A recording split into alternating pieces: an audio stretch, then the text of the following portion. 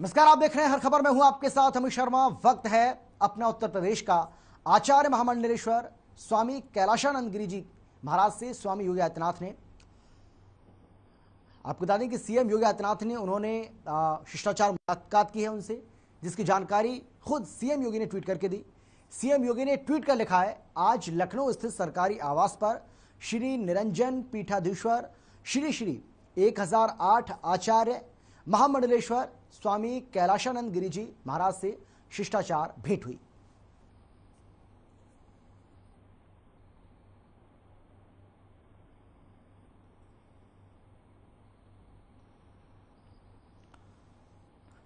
तो ये उस वक्त की ही का ट्वीट आपको हम दिखा रहे हैं, जब मुख्यमंत्री योगी आदित्यनाथ की तरफ से इस मुलाकात के बाद उन्होंने ट्वीट किया था, जिसमें उन्होंने लिखा कि आज लखनऊ स्थित सरकारी आवास पर ये मुलाकात हुई है और मुलाकात की जो फोटो है, जो तस्वीर है, वो भी उन्होंने ट्वीट की।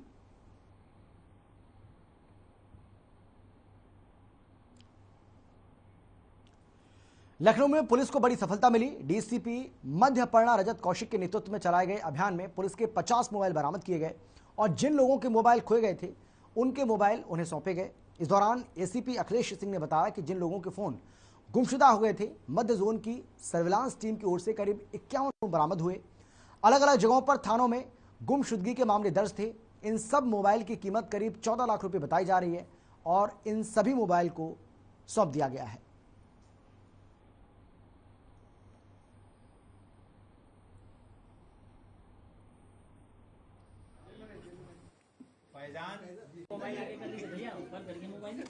ये मध्य जोन की सर्विलांस टीम द्वारा जो लोगों के फ़ोन गुमशुदा हो जाते हैं और उस पर कार्रवाई करते हुए आज 51 फ़ोन बरामद किए गए हैं। तो फोन पूरे लखनऊ के हैं कि और हाँ, कई जगह से? विभिन्न क्षेत्रों से हैं। जगह जगह से जहाँ जहाँ ये गुमशुदगी लिखी गई थी, इन लोगों ने काफ़ी मेहनत करके इनको बरामद किया। सर, ये गुमशुदगी कब की लिखी हुई थी और कब ये मोबाइल बरामद? ये अलग अलग समय पे अलग अलग जगहों पे लिखी गई थी।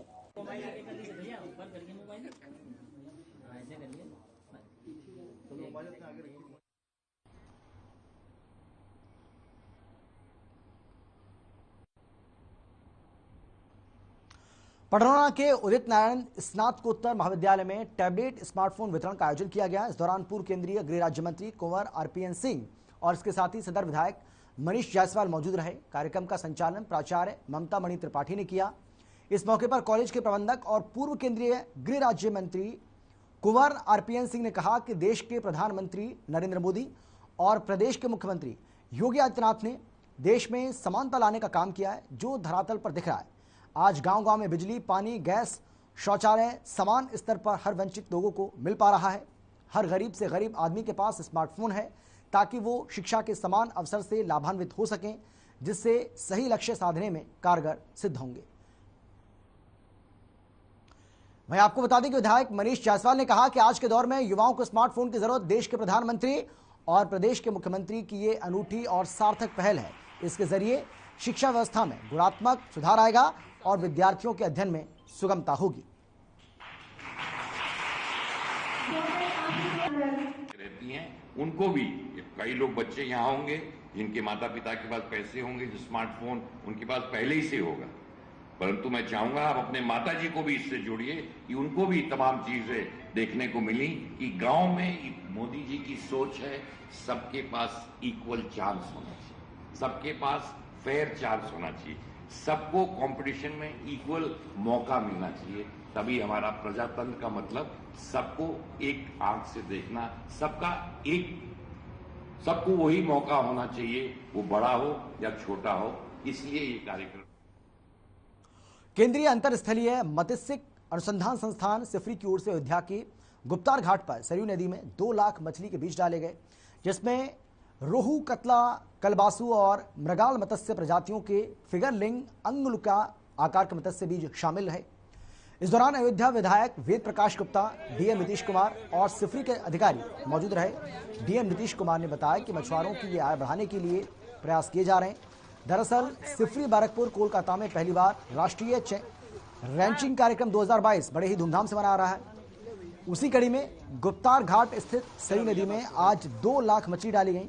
वहीं संस्थान के निदेशक और परियोजना के मुख्य अन्वेषक डॉक्टर बीके दास ने कहा कि इस परियोजना में मछली की विविधता, अन्वेषण, सर्वेक्षण, बहुमूल्य मछली, रोहू, कतला, कलबाजू, मृगाल और महाशीर के स्टॉक मूल्यांकन के साथ साथ चयनित मछली प्रजातियों के बीज का उत्पादन और स्टॉक में वृद्धि शामिल है।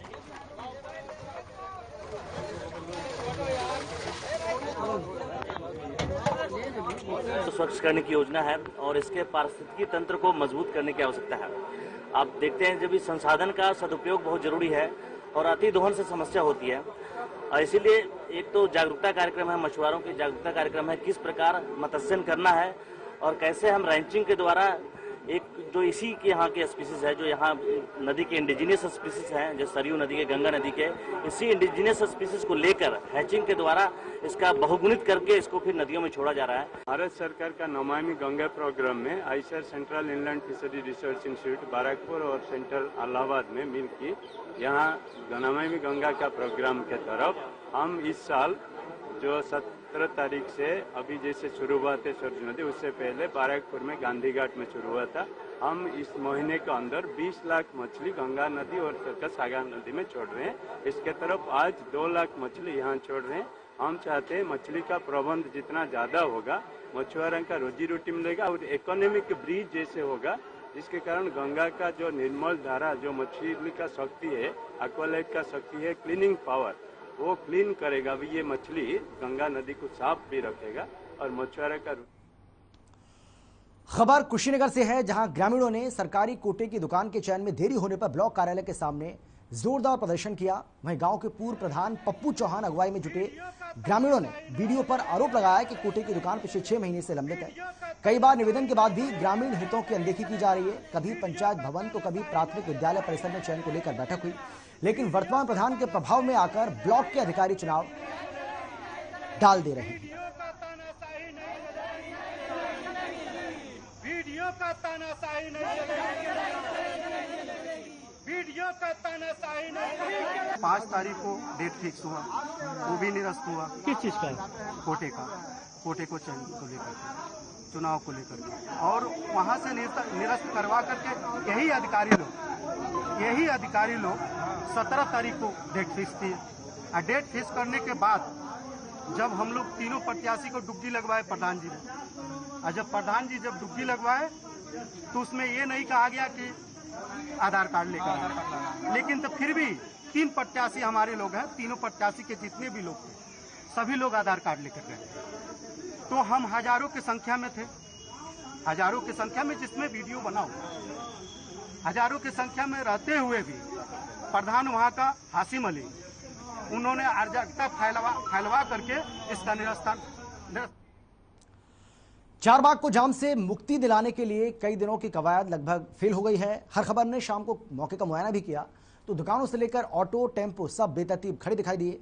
जहां दुकानें लगाना प्रतिबंधित था वहां भी दुकानें लगी मिली, बैरियर भी बस दिखावा रहा। टेम्पो वाले स्थानों पर भी ठेले वालों ने कब्जा कर रखा था।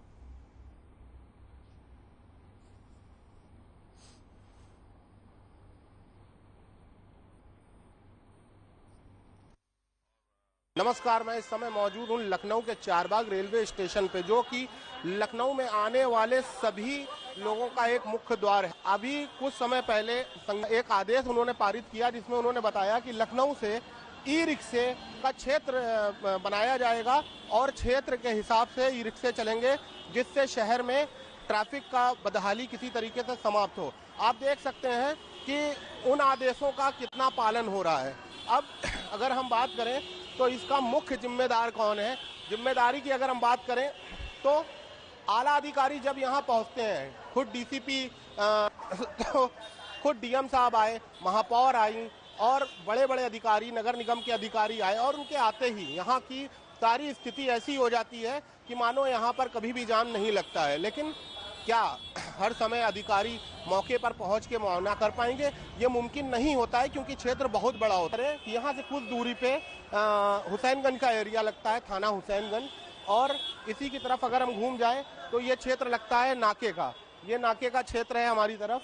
ये दोनों क्षेत्र बटे हुए हैं और इसका जो पूरा कार का वो हिसाब किताब इन क्षेत्रीय थानों पर और चौकियों पर है। क्या इस समय आप देख सकते हैं कि किसी भी तरीके से, चाहे हुसैनगंज पुलिस हो चाहे नाका पुलिस हो, कहीं से ट्रैफिक व्यवस्था की अगर हम बात करें तो आप खुद देख सकते हैं कि क्या लखनऊ शहर की स्थिति अगर ऐसी रहेगी तो क्या ट्रैफिक से किसी तरीके से लोगों को निजात मिल पाएगी?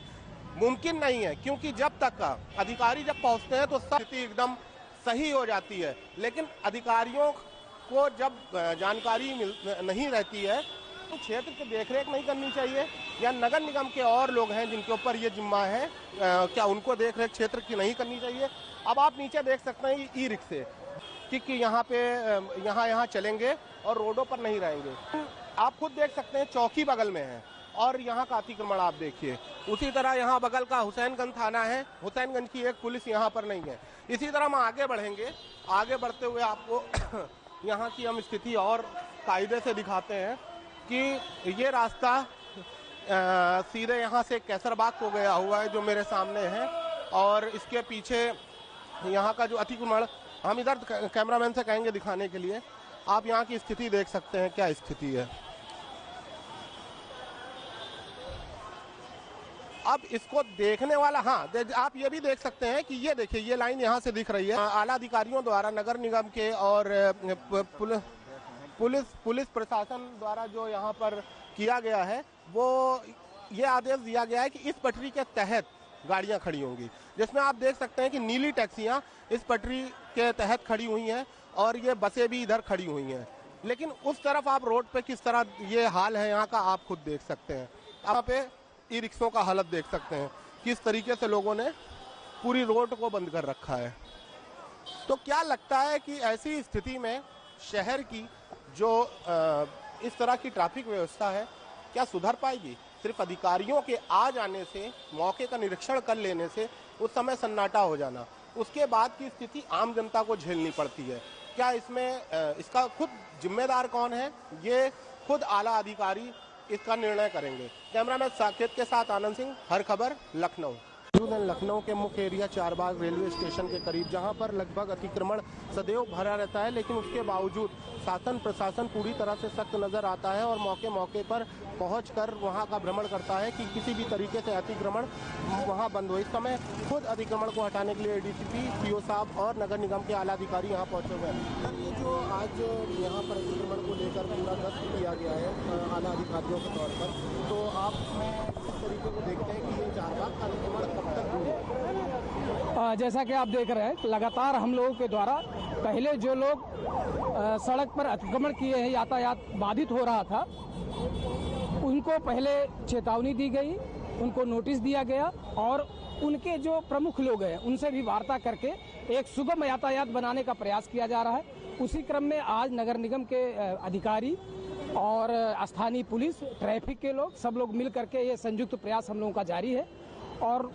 जो लोग सड़क पर अतिक्रमण किए हैं उनको समझाया गया है, उनका सहयोग भी मिल रहा है और इस एरिया को बिल्कुल सुगम बनाया जाएगा और किसी प्रकार को जन सुविधा का ध्यान रखते हुए किसी प्रकार को किसी को असुविधा नहीं होने का प्रयास किया जा रहा है। सर, एक लंबे समय से यहाँ अतिक्रमण का प्रभाव रहा है, क्या कोई कुछ नई रणनीतियाँ बनाई गई हैं जिससे अतिक्रमण को सही तरीके से जल्द संभाला जा सके? स्ट्रेटजी पहले जैसे रहती है पुलिस की और जो भी इसके स्टेक होल्डर है सबको मिल करके एक संयुक्त प्रयास के माध्यम से यातायात को सुगम बनाने का प्रयास कर रहे हैं और लोगों का सहयोग भी मिल रहा है और आप देखेंगे 2-4 दिनों के अंदर बहुत अच्छी तरीके से सब लोग आराम से अपने गंतव्य को जाएंगे, किसी को कोई असुविधा होने नहीं दिया जाएगा। ठीक, ये थे हमारे साथ मध्य से एडीसीपी साहब, जिनका साफ तौर पे ये बोलना है कि आने वाले समय पर आप देखेंगे कि अब आने वाला जो समय होगा वो कहीं ना कहीं से रास्ते को सुगम बनाया जाएगा और इस तरह की तकलीफों से दूर किया जाएगा। कैमरा साकेत के साथ आनंद सिंह, लखनऊ। देखिए, शहर की यातायात व्यवस्था को सुगम बनाने के लिहाज से शहर के 11 प्रमुख मार्गों पर ई रिक्शा का परिचालन बंद करने के आदेश माननीय कमिश्नर महोदय के निर्देशन में किए गए हैं। हम देख रहे हैं कि जो ई रिक्शा है उनकी संख्या जो हमने आरटीओ कार्यालय से प्राप्त की वो लगभग 30,000 से ज़्यादा है और इनका रूट भी निर्धारित नहीं है और कहीं पर भी ये लोग चले जाते हैं और वहाँ पर एक कंजेशन जाम की स्थिति। बागपत में एसपी दफ्तर में 4 महिलाओं ने खुद पर केरोसिन तेल डालकर खुदकुशी करने की कोशिश की। पुलिस ने चारों महिलाओं को हिरासत में ले लिया। दरअसल 2021 में बड़ौद कोतवाली क्षेत्र के गांव में शादी समारोह में डांस करते समय एक फौजी की लाइसेंसी राइफल गायब हो गई थी, जिसके बाद कस्बा बड़ौद के निवासी आस मोहम्मद नाम के युवक पर राइफल गायब करने का शक जताते हुए 18 नवंबर 2021 की दोपहर 4 बाइक सवार 6-7 व्यक्ति अपने साथ ले गए थे। आरोपियों ने अलग अलग ले जाकर आस मोहम्मद की बुरी तरह से पिटाई की, उसे टॉर्चर किया, जिसके बाद एसपी नीरज कुमार जादौन के आदेश पर 29 नवंबर 2011 को बड़ौद कोतवाली में पीड़ित युवक की बहन की तहरीर पर मुकदमा दर्ज हुआ था और इसी मामले को लेकर पीड़ित युवक की बहन, माता और परिवार की 2 अन्य महिलाओं ने एसपी दफ्तर पहुंचकर अपने ऊपर केरोसिन उड़ेलकर खुदकुशी का प्रयास किया था। इस दौरान महिलाओं ने पुलिस पर गंभीर आरोप लगाए और एसपी दफ्तर में खूब हंगामा भी हुआ। महिलाएं मामले में पुलिस पर लापरवाही बरतने का आरोप लगा रही थी। वहीं एसपी नीरज कुमार जादौन का कहना है कि केस के आरोपियों की अदालत से जमानत हो चुकी है, पुलिस पर लापरवाही का आरोप गलत है। वहीं अब खुदकुशी का प्रयास करने के मामले में महिलाओं के खिलाफ कार्रवाई की जाएगी।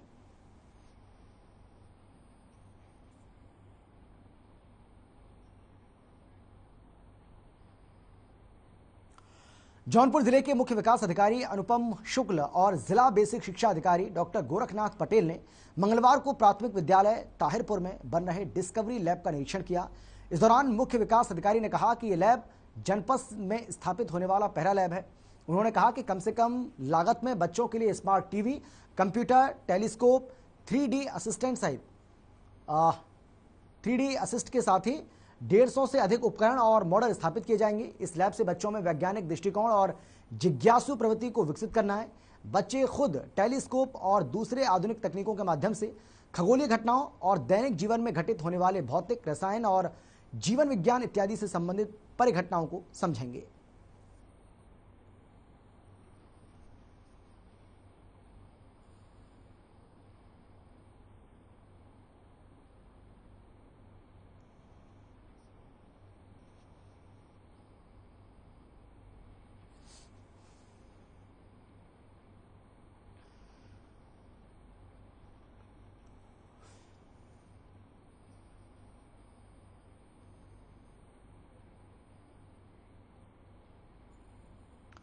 सीतापुर जिलाधिकारी अनुज सिंह ने प्राथमिक विद्यालय सरैया चैकी का आकस्मिक निरीक्षण कर व्यवस्थाओं की जांच की। उन्होंने छात्रों और अध्यापकों की उपस्थिति, विद्यालयों के प्रबंधन, स्वच्छता, स्वच्छ पेयजल की उपलब्धता, शौचालय, रसोई घर, इन सब का निरीक्षण किया। बच्चों की कम उपस्थिति पर नाराजगी व्यक्त करते हुए घर घर बुलावा टोली भेजकर अभिभावकों को प्रेरित कर 100% उपस्थिति सुनिश्चित कराने के निर्देश भी जारी किए। साथ ही शौचालय की सफाई कराए जाने के लिए स्कूल प्रशासन को कड़े निर्देश जारी किए। प्राथमिक विद्यालय के बाहर पड़े कूड़े के ढेर पर उप जिलाधिकारी को निर्देशित किया गया कि विद्यालय गेट पर कूड़ा फेंकने वालों के खिलाफ सुसंगत धाराओं में कार्रवाई की जाए। इसके साथ ही जिलाधिकारी ने बच्चों से वार्ता कर उन्हें बेहतर शिक्षा प्राप्त करने, स्वच्छता की आदतों को अपनाने के लिए प्रेरित भी किया।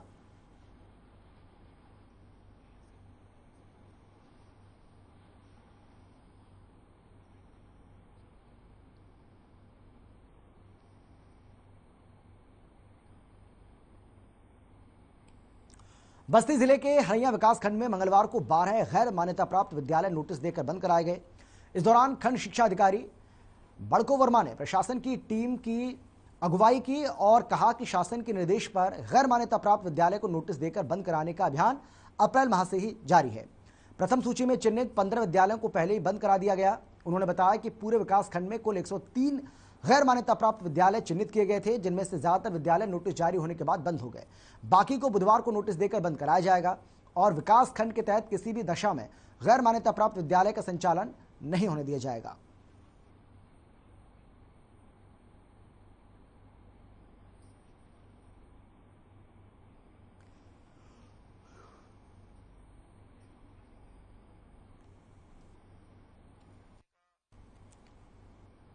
बांदा जनपद के बबेरू कस्बे के महर्षि विद्यापीठ इंटर कॉलेज में मिशन शक्ति के तहत कार्यक्रम का आयोजन किया गया, जिसमें छात्राओं और महिलाओं शिक्षिकाओं को जागरूक करने का काम किया गया। इस दौरान पुलिस क्षेत्राधिकारी और उप जिलाधिकारी भी मौजूद रहे। कार्यक्रम में छात्र छात्राओं ने अतिथियों के सम्मान में स्वागत गीत के साथ साथ दहेज प्रथा, बेटी बचाओ बेटी पढ़ाओ, दहेज एक अभिशाप और अन्य नुक्कड़ नाटक प्रस्तुत किए। आत्मनिर्भर बनाने, आत्मरक्षा के तरीकों की जानकारी भी दी गई।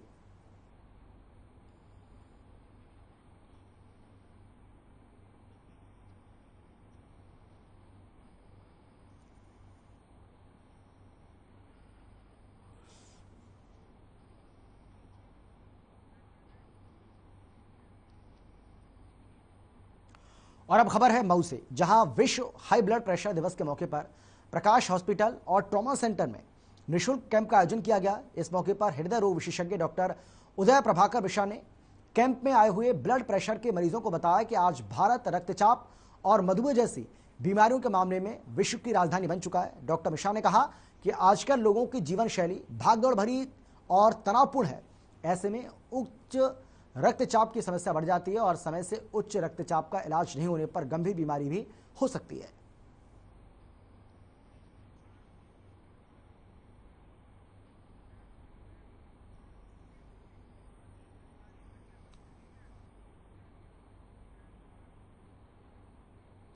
कानपुर के काली मठिया मंदिर प्रांगण में हर वर्ष की भांति इस बार भी बुद्ध पूर्णिमा के मौके पर शरबत वितरण किया गया। मंदिर के व्यवस्थापक प्रदीप कुमार सिंह के नेतृत्व में कार्यक्रम का आयोजन हुआ। इस भीषण गर्मी में राहगीरों ने शरबत का जमकर लुत्फ उठाया। भूपेंद्र सिंह भदौरिया, पवन सिंह योगेश श्रीवास्तव, पीके सिंह सहित कई लोग इस दौरान मौजूद रहे।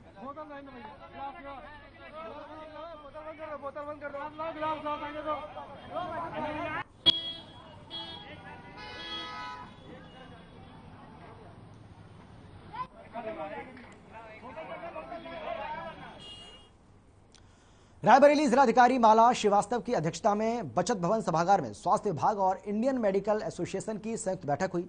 इस बैठक में यह संकल्प लिया गया कि फाइल एरिया को जड़ से खत्म करने के लिए स्वास्थ्य विभाग और इंडियन मेडिकल एसोसिएशन दोनों संस्थाएं मिलकर एक साथ काम करेंगी। बैठक में यह निर्णय लिया गया कि 23 मई से आईएमए और स्वास्थ्य विभाग मिलकर घर घर जाकर दवाइयों का वितरण करेंगे। दोनों संस्थाएं साथ मिलकर काम करेंगी। बैठक में मुख्य चिकित्सा अधिकारी डॉक्टर वीरेंद्र सिंह, आईएमए अध्यक्ष डॉक्टर ब्रजेश बहादुर सिंह, सचिव डॉक्टर ओमिका चौहान, डॉक्टर मनीष चौहान और आईएमए के सभी पदाधिकारी उपस्थित रहे।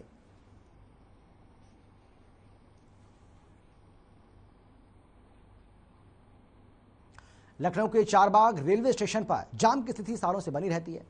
अतिक्रमण को हटाने के लिए शासन प्रशासन बड़ी कार्रवाई भी कर रहा है। इसी के तहत लखनऊ डीएम डीजीपी मध्य ने भी खुद चारबाग रेलवे स्टेशन पहुंचकर लोगों को सही ढंग से गाड़ी पार्किंग करने के लिए समझाया है। लेकिन आपको बता दें कि जब भी आला अधिकारी क्षेत्र में पहुंचते हैं तो नीचे के कर्मचारी, चाहे वो नगर निगम के हों या फिर पुलिस विभाग के हों, हरकत में आ जाते हैं और आनंद फानंद में सारी स्थितियों को सही कर देते हैं। लेकिन अधिकारियों के लौट जाने के बाद फिर से वही हाल हो जाता है।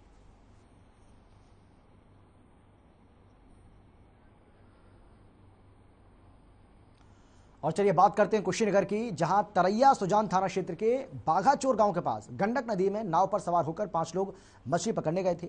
इस बीच उनकी नाव पलट गई। नाव पलटने से 5 लोग नदी में बह गए। हालांकि 4 लोग तैरकर नदी से निकल गए, लेकिन एक बुजुर्ग अभी भी लापता है।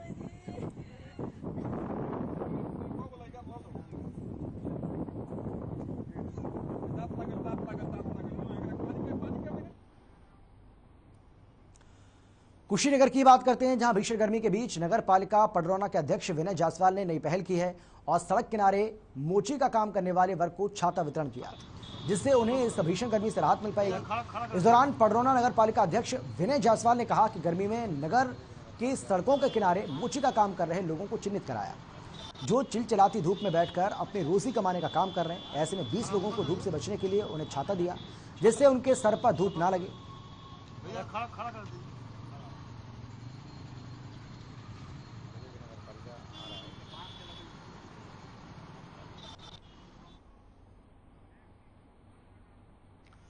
और अब खबर है रायबरेली से, जहां महिला की हत्या मामले में पुलिस ने पति को गिरफ्तार कर हत्या की गुत्थी को सुलझा लिया। आपको बता दें कि महिला अपने पति और 2 बच्चों समेत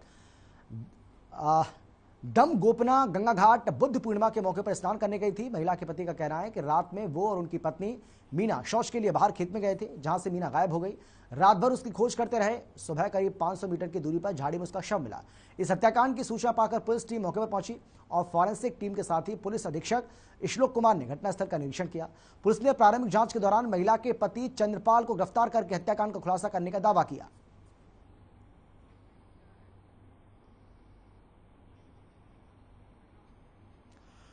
अयोध्या में समाजवादी पार्टी के जिला पंचायत सदस्य राजा मान सिंह समेत 3 लोगों को पूरा कलंदर पुलिस ने रंगदारी और जालसाजी मामले में गिरफ्तार किया है। पुलिस कार्यालय के मुताबिक एसएसपी शैलेश पांडे के आदेश पर अपराधियों के खिलाफ विशेष अभियान चलाया गया और इसी क्रम में एसपी सिटी और सीओ के निर्देशन में थाना पूरा कलंदर प्रभारी के नेतृत्व में उप निरीक्षक अमित कुमार सिंह ने व्यापारियों को डरा धमकाकर रंगदारी मांगने और जालसाजी करने वाले गिरोह को गिरफ्तार किया।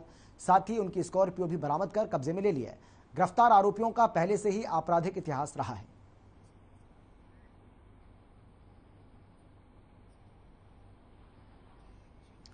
लखनऊ में देश का पहला बड़ा मंगल बहुत ही हर्ष और उल्लास के साथ मनाया जा रहा है। रात से ही लोगों ने हनुमान मंदिरों की ओर परिक्रमा स्टार्ट कर दी है। यहाँ छोटे बच्चे से लेकर उम्रदराज लोग अपनी भक्ति को साबित करने के लिए जमीन पर लेटकर तपती गर्मी में अपनी भक्ति को दिखा रहे हैं। आपको बता दें कि लखनऊ शहर में इस बड़े बंगलों में कोई भी व्यक्ति भूखा नहीं सोता। सिर्फ शहर भर में ही हजारों पंडाल लगते हैं।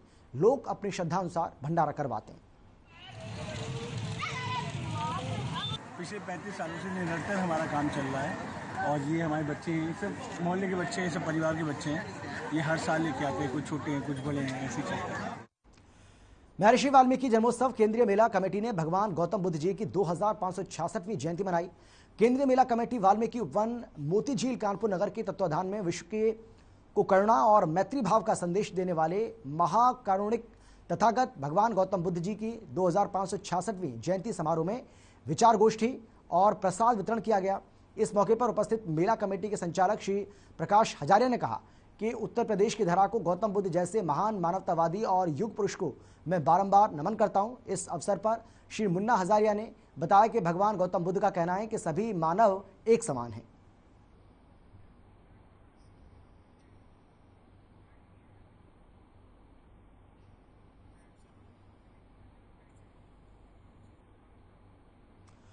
बुद्ध विहार रिशालदार पार्क में भगवान बुद्ध की जयंती पर कार्यक्रम आयोजित किया गया। पूज्य भंते ज्ञानालोक जी के नेतृत्व में भगवान बुद्ध की जयंती बड़े ही धूमधाम से मनाई गई। इस दौरान भगवान बुद्ध के विचारों पर भी चर्चा की गई। साथ ही साथ उपासकों के लिए दिन भर भोजन दान कराया गया। इस मौके पर डॉक्टर अंबेडकर संचेतना समिति के सदस्यों ने आर्थिक सहयोग करते हुए इस कार्यक्रम में बढ़ चढ़कर हिस्सा लिया। कार्यक्रम में प्रेम प्रकाश गोपाल समेत कई लोग उपस्थित थे। बुद्ध पूर्णिमा ये तथागत भगवान बुद्ध का आज जन्मदिन है और ये त्रिविधिक पर मनाया जाता है। त्रिविधिक पर इसलिए कहा गया कि वैशाख पूर्णिमा को ही तथागत का जन्म हुआ।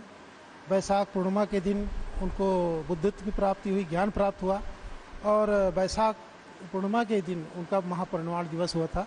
इसीलिए त्रिविधिक पर्व ये माना जाता है। बुद्ध पूर्णिमा है। बुद्ध पूर्णिमा के पावन अवसर पे उपासक उपासिकाएं भिक्षुगण सभी लोगों ने सामूहिक बुद्ध वंदना की, धम्मचक्र सूत्र पाठ किए। इसके बाद में धम्म सभा का आयोजन किया गया। आप लोगों ने भगवान बुद्ध के धर्म पे प्रकाश डाला, धर्म को किस तरीके से अनुपालन करना। और फिलहाल इतना ही। एक छोटे से ब्रेक के बाद फौरन लौटेंगे। आप देखते रहिए हर खबर।